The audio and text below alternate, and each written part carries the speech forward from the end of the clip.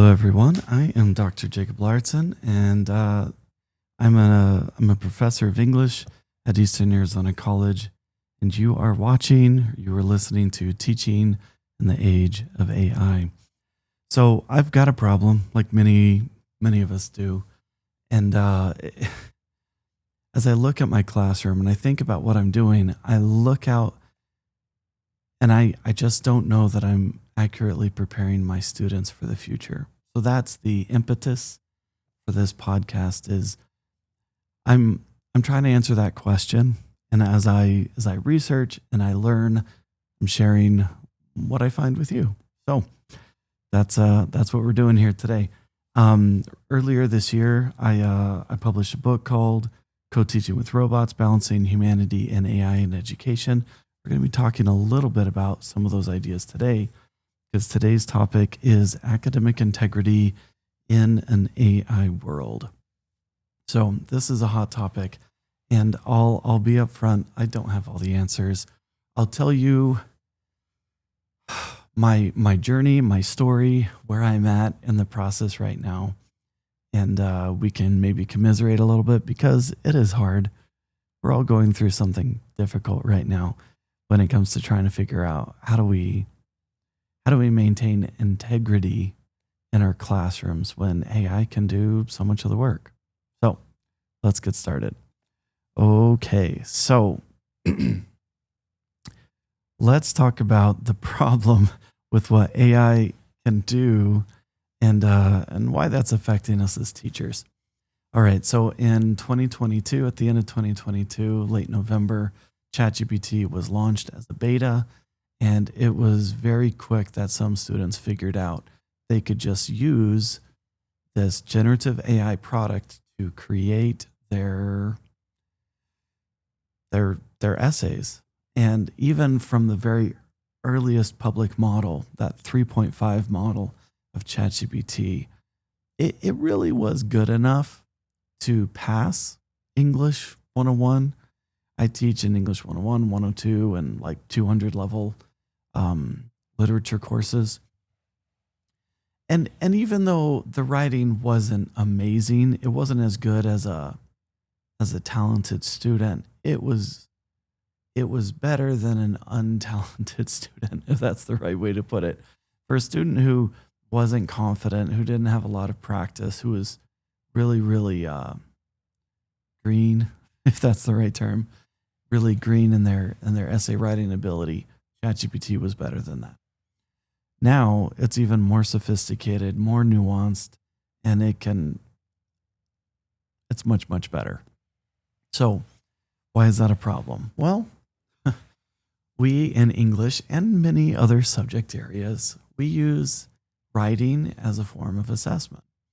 And if I'm going to use, an essay as a way to measure my students' comprehension, writing ability, to assess anything that they're capable of doing, how they're thinking through a problem or something like that, I can no longer trust that writing is theirs, which is a huge problem because now all these assessments, we don't know if they're valid or not. And so what do we do about it?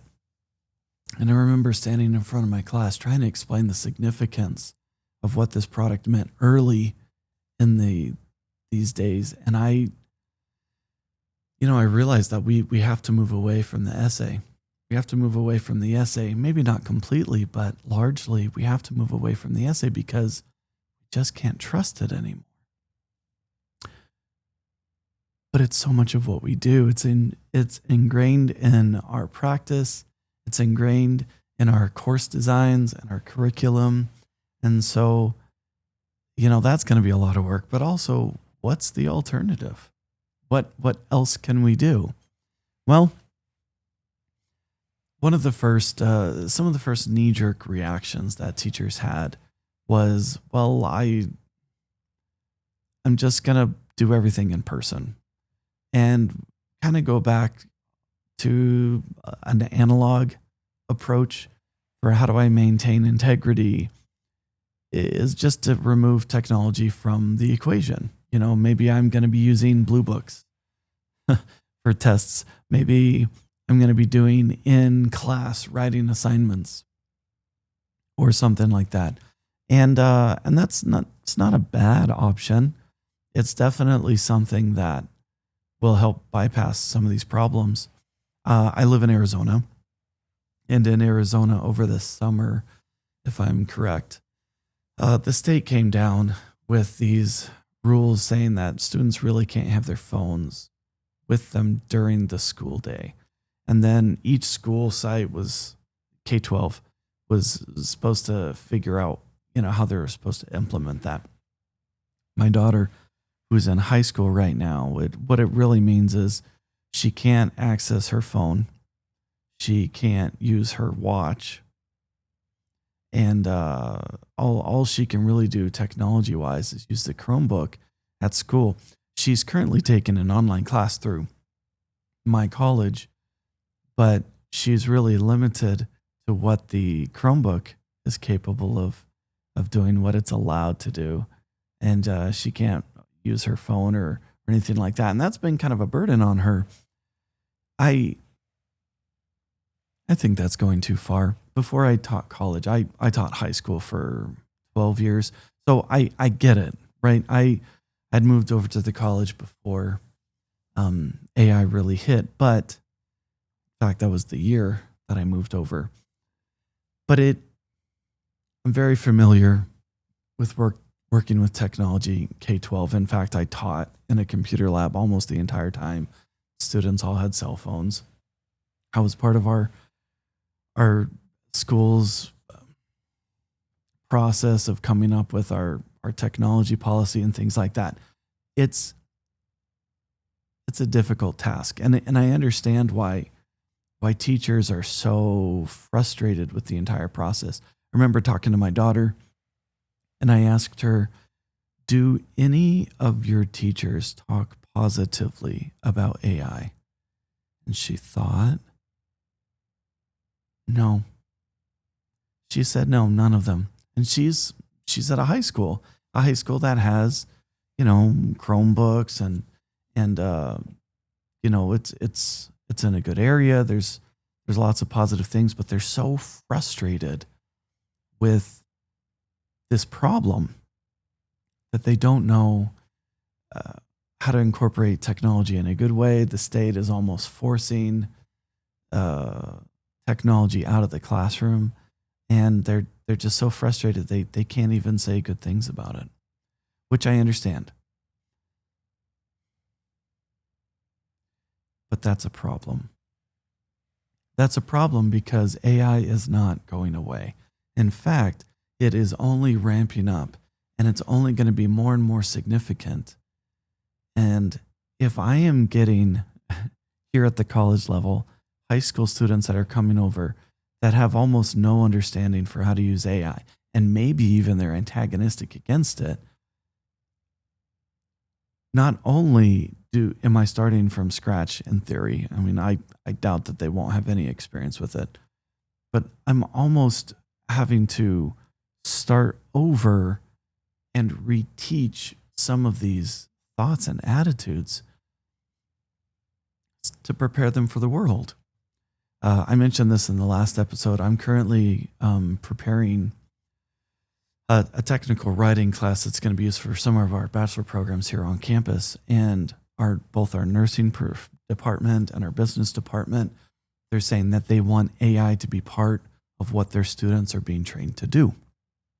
They want their students to understand AI and to be able to use it.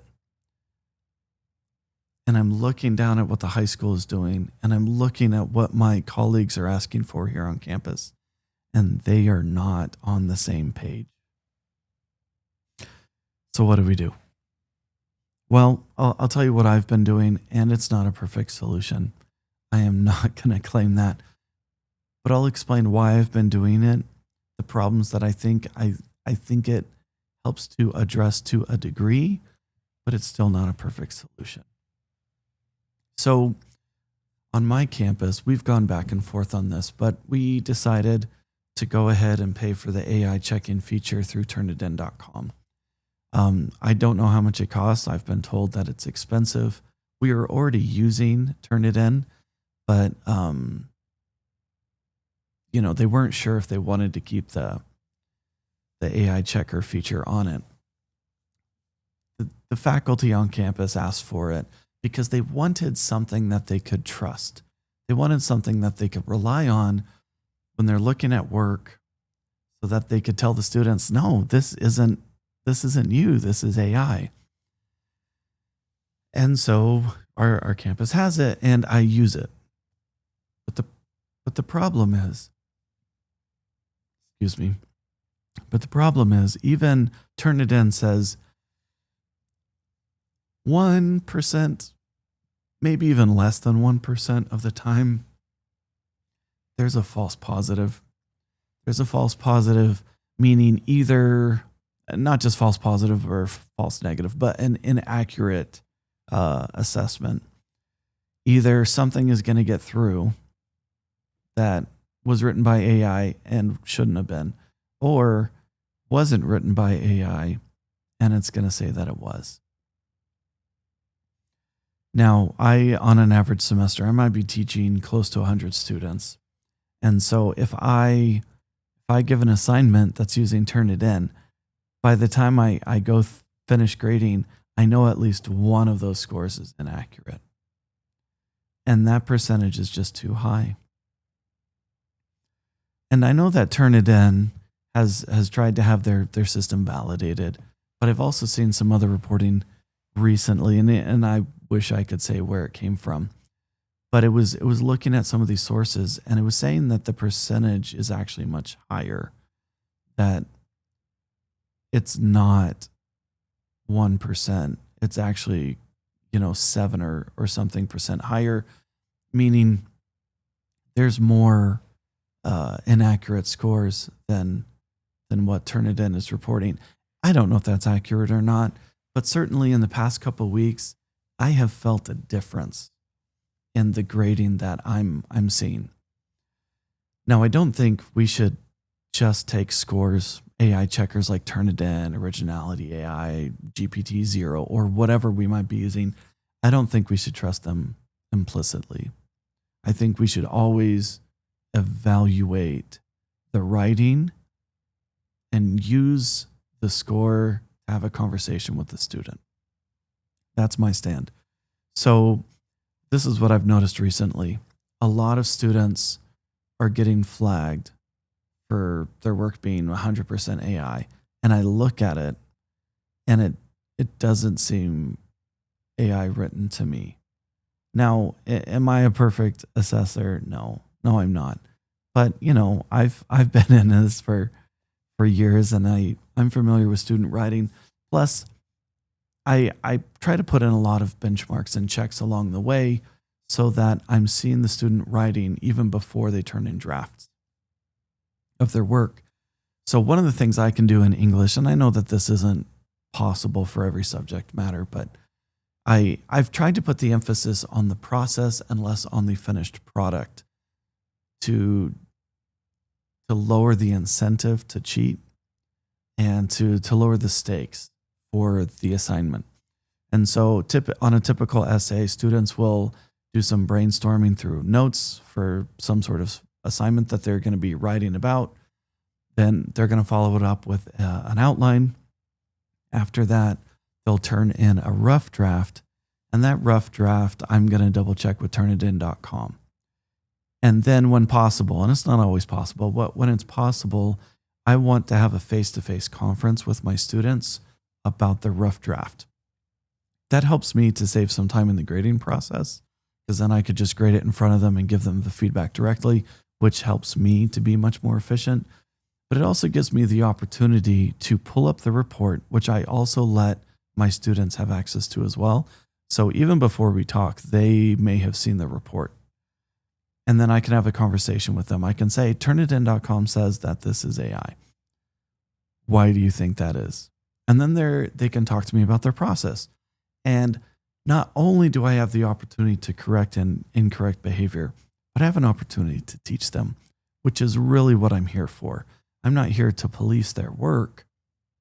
I'm here to teach them an appropriate use in this context, which in my class, I say we can use AI for, ideation, for tutoring, for feedback, but I don't want any words written by AI being turned into me because that's going to muddy the water when we have the conversation about what they've written.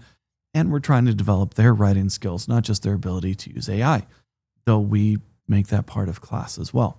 I'll explain that some more. But in terms of trying to lower the stakes, they turn in several assignments to me before something can even be flagged. So I've had some opportunity to see the progression of their ideas. And they're low stake assignments, which are less likely to tempt a student to cheat. Now, I know very well that these things can also be written by AI. I'm not ignorant to the process. In fact, I've modeled that to students to show them that I get it. I understand that this is possible at every step of the way. But we also, because we spend a lot of time trying to talk about the benefits of using a product like AI and the importance of developing their own critical thinking skills so that we can recognize the time and place when it's appropriate. I'll often give a lesson where we establish the ethics of using AI. And I explain the difference between, what is moral, what is legal, and what's ethical. And I explain that ethics are contextual. You may work in a field where your boss absolutely wants you to use AI, wants you to use it as much as possible. Doesn't matter if we're acknowledging that it's human written or AI written, just get the job done. I acknowledge that. But we establish that the context on our campus, our academic integrity policies, and our rules that we have to deal with in a writing classroom, what's appropriate and what's not. So it is always part of the conversation to talk about the appropriate use of AI as defined in this context. So students know what I expect of them. I try to lower the stakes so that they aren't tempted as often to use it. I don't have to spend every second of every class period lecturing too. So there is some time to write. I'm also trying to build up time for them to talk to each other.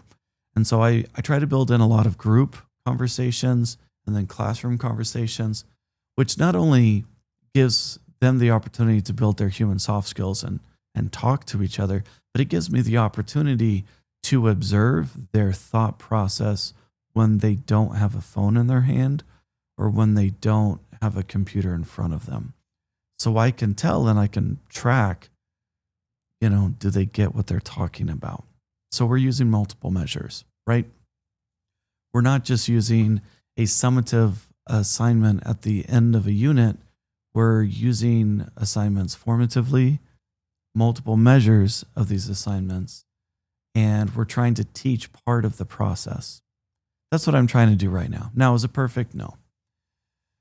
And students can always lie. This is a problem. The other problem is because these tests are not perfect, I am not willing to stake my reputation on the reporting from Turnitin.com or another AI checker. I'm not willing to get myself in over my skis blaming a student when I can't trust the tool that I'm using to measure that. All I can do is open up the conversation. And when a student does acknowledge it, I need to make it a teaching moment, not just a punitive moment. Because again, I'm a teacher, not just a policeman.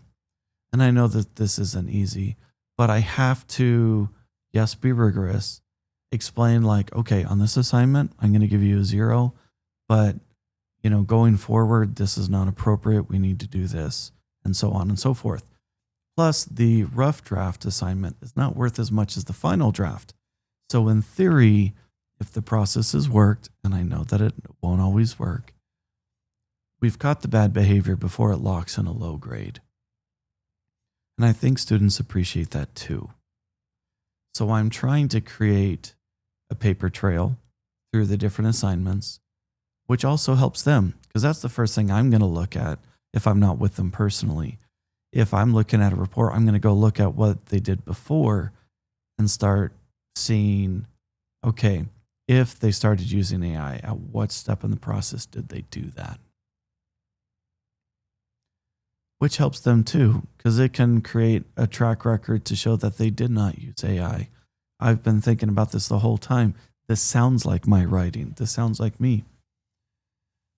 And part of the reason why these AI checkers aren't perfect is because of how the theory behind how they're working is flawed to a degree. The basic premise is that people don't write with the same frequency as the AI computers do, just with the generative nature of producing text, these predictive algorithms that they use. And so based on that premise, they're looking for word frequency and patterns and choice and things like that. And then they're making a guess, an educated guess, but a guess.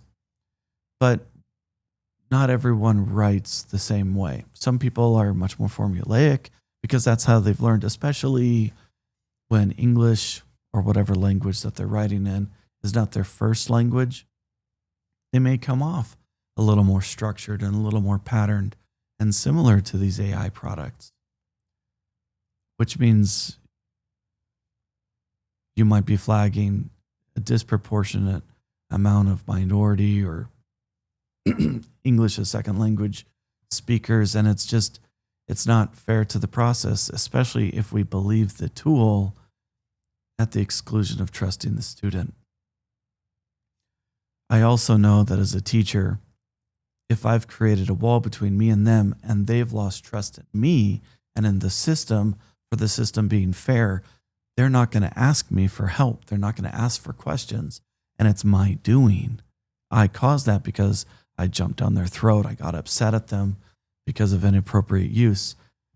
Now, it doesn't mean you're a pushover. It doesn't mean you don't acknowledge this is unacceptable. You do. You do need to go through that process. You can be clear. You can explain the academic integrity policy of your institution. At our institution, we did a review in the first year or two of the process, looking at, okay, do we need to change our policy to adapt to AI? And we found two bits of information that were already in the system. One was students are not allowed to use work that they did not write themselves. Well, if AI is not them, then that covers it there. But then the policy continues. If you are using work that you didn't write, you have to give credit. You have to cite it, which means if students are using AI, they have to acknowledge it as well. But we went further than that. Not only was it sort of implicit that AI could be included as inappropriate use, but we decided to give teachers the ability to approve or not approve it. And so we've asked our teachers to put it into their syllabi and to bring it up throughout the semester to teach, and maybe even on an assignment by assignment basis, explain to students what's okay, what's not okay, so that it's clear. So some teachers will say, no, you're not using any computer, you're not using any AI, and that falls within policy. And other people are going to make it part of an assignment. And there's that sliding scale in between, because we acknowledge that different subject areas, especially at the college level, they need to be teaching it to their students. It's not preparing them for the future. It's not doing a service to our students to say that this is an evil thing when there's so much good that can be done. It is an absolute threat to the validity of work, but we need to find other ways to measure learning. I've talked about some that I've tried so far, or that we could do. We need to have good pedagogical practices and how we incorporate AI, and we can't avoid the topic. We need to talk about it. And so I do. Now, am I saying I'm perfect? No. My policies change from semester to semester, But at the beginning of this semester, I realized I needed to go even further into AI.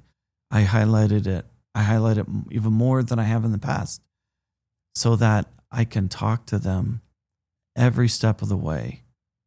And we even use AI to give us resources to respond to practice our critical thinking, to evaluate information, to determine whether a source is trustworthy or not by providing those tests, by helping us to conduct research, all the different things that AI can do to extend our thought process or speed it up. We're trying to incorporate that in a very authentic way as we look forward to the future. And I think it's helping. As I look around the country for what other people are doing, it seems like this is the way that it's moving. That especially at least at the college level, we're acknowledging that, okay, we need to use this product. We need to find the right barriers and move forward. But like I said earlier, it's not happening at every level. Some lower levels, maybe it's not as necessary, but definitely our students should be understanding AI. They should have that part of the digital literacy long before they get to the college level because they just won't be prepared. Right now, I tell my students, you might, by the time you graduate, you might be doing a job that doesn't exist right now. And so that's why we have to focus on critical thinking, about creativity, about developing our human skills while also understanding how to use AI and to adapt to when it's appropriate within different contexts. So that's what we're doing right now. It's not perfect, but it has helped me. I'm just checking over my notes. Not only are we bringing it into the classroom, but I'm trying to model appropriate behavior. I'll show them things that I write. I'll talk about policy. I'll try to be very transparent about the whole process. I'll talk about how we developed our different policies because I'm involved with some of those conversations on campus, and I try to follow through on what I wrote in my book, that we have to balance the humanity in all of our situations. And as teachers, we might want to hide behind the technology to catch the technology.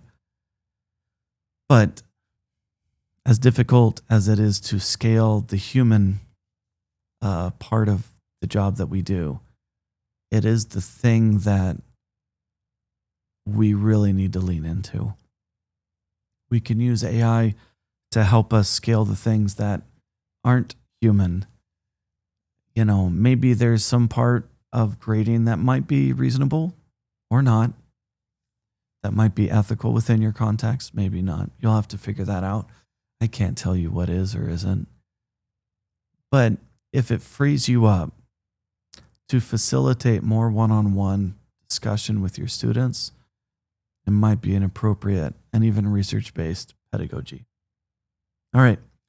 I think that's enough for this topic right now. I'm sure we'll get back to this many times throughout this series and this podcast, but it's an important topic for us to continue to research and to figure out. And I'm trying. I don't have it all figured out, but